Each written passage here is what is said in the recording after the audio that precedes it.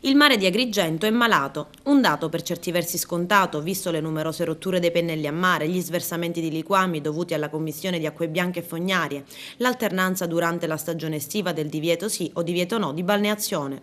Una situazione che ha un problema di fondo, la mancanza ad oggi di un depuratore. E noi faremo una richiesta alla Regione Siciliana con un provvedimento, con una richiesta di una legge per eliminare i pennelli. Il nostro danno, il danno che hanno arrecato i pennelli e l'inquinamento al nostro mare è mostruoso.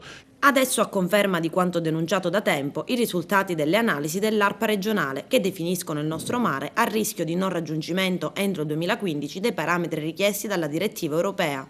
Un dato che porterebbe Agrigento anche a venir multata. Noi dovremmo pagare dei soldi, noi contribuenti, se non migliora la situazione del nostro mare dovremmo pagare dei soldi alla comunità europea e non ce lo possiamo permettere. I rilievi furono realizzati lo scorso 13 dicembre su segnalazione di Mare Amico ed intervento dell'assessore al territorio ed ambiente Mariella Lobello. Campionamenti che, prelevati forse durante la stagione estiva, avrebbero portato a risultati ben peggiori. Diversi punti sono stati campionati e un bianco per confrontare i dati di laboratorio con una stazione bianca che sicuramente avrebbe dovuto essere, almeno in teoria, esente da inquinanti. Gli inquinanti che sono stati esaminati sono gli inquinanti di natura organica, caratteristici dei liquami fognari, azoto ammoniacale, nitriti, nitrati, fosforo totale e ortofosfati, più altri inquinanti che non hanno un'origine fecale.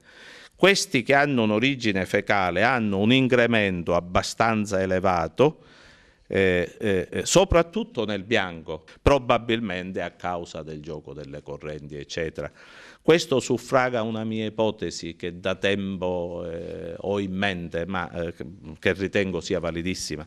Le analisi a mare hanno poco significato, pochissimo significato. Scusatemi, forse è una grave affermazione, ma il volere ostinare a fare analisi, a trovare dei dati e non si risolve il problema, è tempo perduto.